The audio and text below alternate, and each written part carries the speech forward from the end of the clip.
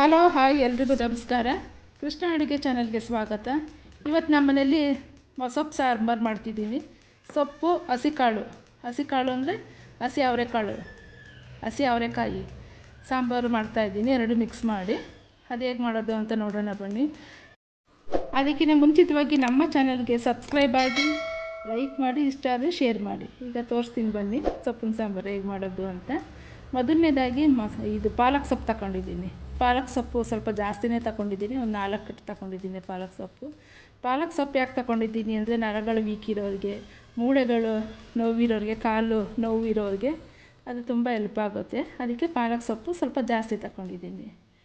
ಆಮೇಲೆ 2 ಕಟ್ಟು ಮೆಂತ್ಯ ಸೊಪ್ಪು ತಗೊಂಡಿದ್ದೀನಿ, 1 ಕಟ್ಟು ಕೊತ್ತಂಬರಿ ಸೊಪ್ಪು ತಗೊಂಡಿದ್ದೀನಿ, 2 ಕಟ್ಟು ಸಬ್ಸಿಗೆ ಸೊಪ್ಪು ತಗೊಂಡಿದ್ದೀನಿ. ಈಗ ಈ ಸೊಪ್ಪುಗಳನ್ನೆಲ್ಲ ಚೆನ್ನಾಗಿ ಬಿಡಿಸ್ಕೋಬೇಕು, ಯಾಕಂದರೆ ಹುಲ್ಲುಗಳು ಜಾಸ್ತಿ ಇರ್ತದೆ, ಗಲೀಜು ಜಾಸ್ತಿ ಇರ್ತದೆ.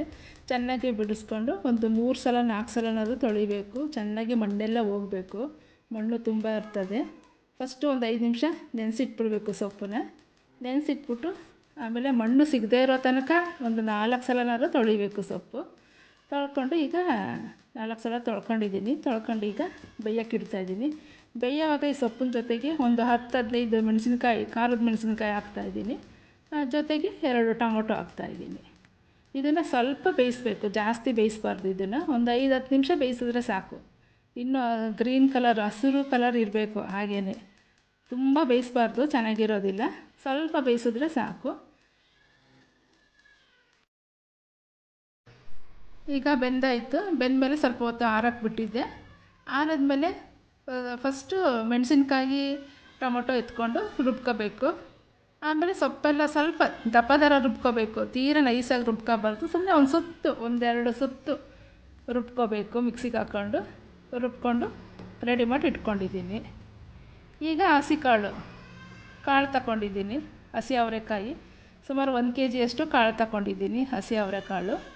ಅದನ್ನು ಬಿಡಿಸ್ಕೊಂಡು ಚೆನ್ನಾಗಿ ತೊಳೆದ್ಬಿಟ್ಟು ಅದನ್ನು ಬೇಯಕ್ಕೆ ಹಾಕ್ತಿದ್ದೀನಿ. ಕಾಳು ಬೇಯಕ್ಕೆ ಹಾಕಬೇಕಾದ್ರೆ ಸ್ವಲ್ಪ ಈರುಳ್ಳಿ, ಸ್ವಲ್ಪ ಬೆಳ್ಳುಳ್ಳಿನ ಸಣ್ಣದಾಗಿ ಕಟ್ ಮಾಡ್ಕೊಂಡಿದ್ದೀನಿ. ಈರುಳ್ಳಿ ಬೆಳ್ಳುಳ್ಳಿ ಜೊತೆಗೆ ಸ್ವಲ್ಪ ಕಾಳು ಬೇಯಬೇಕಾದ್ರೆ ಸ್ವಲ್ಪ ಉಪ್ಪು ಹಾಕಬೇಕು, ಯಾಕಂದರೆ ಕಾಳು ಉಪ್ಪು ಹಿಡಿದು ಬೇಯಬೇಕು. ಹಾಗಾಗಿ ಸ್ವಲ್ಪ ಉಪ್ಪು ಹಾಕಿ ಬೇಯಿಸ್ಕೊಂಡು ರೆಡಿ ಮಾಡಿ ಇಟ್ಕೊಂಡಿದ್ದೀನಿ. ಈಗ ಒಗ್ಗರಣೆಗೆ ರೆಡಿ ಮಾಡ್ಕೊತಾ ಇದ್ದೀನಿ. ಒಗ್ಗರಣೆಗೆ ಒಂದು ಪಾತ್ರೆ ಇಟ್ಕೊಂಡು ಸ್ವಲ್ಪ ಎಣ್ಣೆ ಹಾಕ್ಬಿಟ್ಟು ಅದಕ್ಕೆ ಸಾಸಿವೆ ಹಾಕ್ತಾಯಿದ್ದೀನಿ. ಚಟ್ಪಟ್ ಅನ್ನೋವರೆಗೂ ಎಣ್ಣೆ ಬಿಸಿ ಮಾಡಬೇಕು. ಮತ್ತು ಈರುಳ್ಳಿ ಬೆಳ್ಳುಳ್ಳಿ ಹಾಕ್ತಾಯಿದ್ದೀನಿ. ಈರುಳ್ಳಿ ಬೆಳ್ಳುಳ್ಳಿ ಹಾಕಬೇಕಾದ್ರೆ ಈರುಳ್ಳಿ ಬೇಯಬೇಕು ಅಂತಂದರೆ ಅದಕ್ಕೂ ಸ್ವಲ್ಪ ಉಪ್ಪು ಹಾಕ್ಕೋಬೇಕು. ಉಪ್ಪು ಹಾಕ್ಕೊಂಡು ಸ್ವಲ್ಪ ಬಾಡಿಸ್ಕೋಬೇಕು. ಅದು ಸ್ವಲ್ಪ ಚೆನ್ನಾಗಿ ಈರುಳ್ಳಿ ಬೆಂದ ಮೇಲೆ ಸ್ವಲ್ಪ ಅರಿಶಿನ ಪುಡಿ ಮತ್ತು ಮನೇಲೇ ಮಾಡಿರುವಂಥ ಸಾಂಬಾರು ಪೌಡ್ರ್ ಹಾಕ್ತಾಯಿದ್ದೀನಿ. ಜಾಸ್ತಿ ಹಾಕ್ಬಾರ್ದು ಸಾಂಬಾರು ಪೌಡ್ರು, ಯಾಕಂದರೆ ಹಸಿಮೆಣ್ಸಿಕಾಯಿ ಹಾಕ್ಕೊಂಡಿದ್ನಲ್ಲ ರುಬ್ಬೋವಾಗ, ಸೊಪ್ಪಿನ ಜೊತೆಗೆ ರುಬ್ಬೋವಾಗ. ಅದಕ್ಕೆ ಮನೇಲೇ ಮಾಡಿರುವಂಥದ್ದು ಸ್ವಲ್ಪ ಒಂದೇ ಒಂದು ಸ್ಪೂನು ಸಾಂಬಾರು ಪೌಡ್ರಿ ಹಾಕಿ ಚೆನ್ನಾಗಿ ಫ್ರೈ ಮಾಡ್ತಾಯಿದ್ದೀನಿ.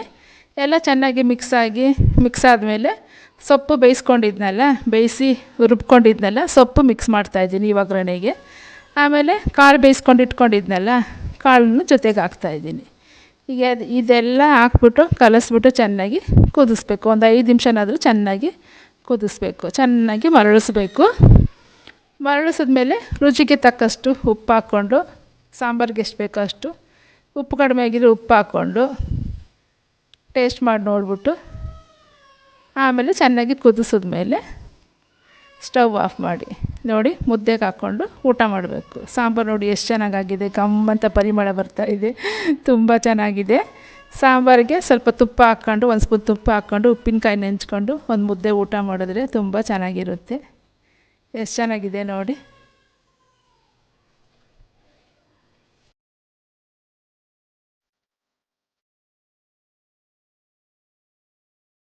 ಹಸಿ ಅವರೆಕಾಳು ಮೊಸಪ್ಪು ಸಾಂಬಾರು ರೆಡಿಯಾಗಿದೆ ನೋಡಿ. ಇದೇ ರೀತಿ ಹೆಚ್ಚಿನ ವೀಡಿಯೋಸ್ಗಾಗಿ ನಮ್ಮ ಚಾನಲ್ನ ಸಬ್ಸ್ಕ್ರೈಬ್ ಆಗಿ, ಲೈಕ್ ಮಾಡಿ, ಇಷ್ಟ ಆದರೆ ಶೇರ್ ಮಾಡಿ. ಧನ್ಯವಾದಗಳು.